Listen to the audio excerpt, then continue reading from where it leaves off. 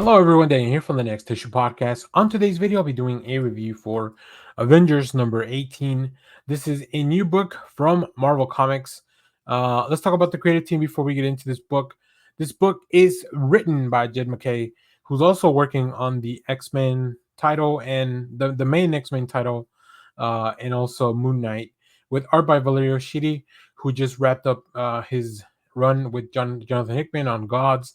Brian Valence on colors, letters by Corey Petit. Here we have a roster of the team.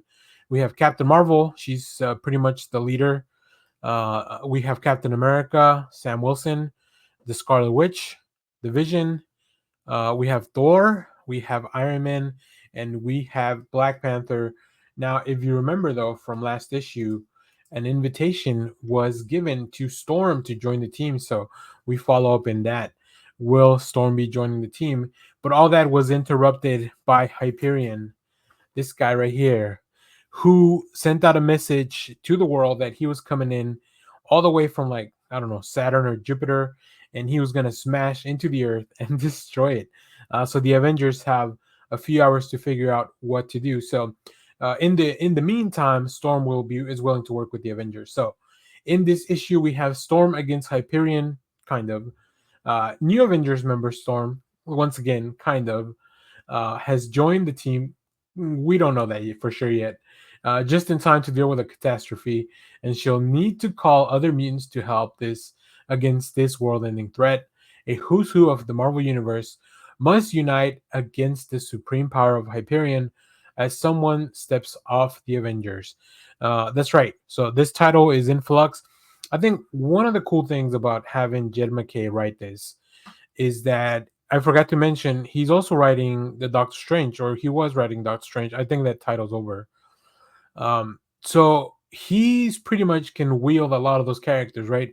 So we do have a guest appearance by the X-Men, who he's the one writing the X-Men title right now. And he can bring in, Moon Knight, or he can bring in Doctor Strange and Kalia because he's the one that's been working with them. So it must be pretty cool to have that kind of broad, just the kind of broadband, and then that kind of flexibility to bring in those characters. I'm really enjoying this title. I think out of all the stuff that Jed MacKay's writing, this and Moon Knight are probably my favorite things. I'm still diving into the X-Men. It's taking me a little bit to adjust to a post-Kurt Cohen age. And then, Doctor Strange was never my favorite, only because the character is not my favorite compared to the other one. So, but yeah, such a cool premise too. I think Valerio Schiti does such a good job illustrating the danger, and it starts off right from the beginning. So let me pull up some of the preview art. Here we see this bullet aimed at the world named Hyperion. Now, Hyperion, you may remember, they dig deep into this, right? There was the Heroes Reborn event from a few years ago, where this is the Hyperion that's left over from that fallout. He has no world to save. He has no mission. So he's en route to destroy this Earth, or have the Avengers stop him. But yeah, I love Valerio Schiti's just character models are so cool. I love the angles and the way that he does paneling, and just even the faces. Like, I would love to see a full X-Men issue. Like, I would love Stegman and Schiti to switch titles for one issue, and I would love to see Valerio's take on the X-Men, because just from these pages, I'm already in love with his stuff. He's such a fantastic artist. Maybe one of my favorite artists on an ongoing at Marvel right now. There's a few cool variant covers as well. I picked up just the regular one because I like to keep my unless it's a cover that really stands out. I like to pick up the regular one. There's a panel, and I'm gonna show you this page kind of out of context, where so much is going on. Just like, look at the coloring, look at that, all the detail. My goodness, they're doing some incredible stuff with this Avengers title, and the story itself resolves in this issue. So you will get to see how this kind of resolves.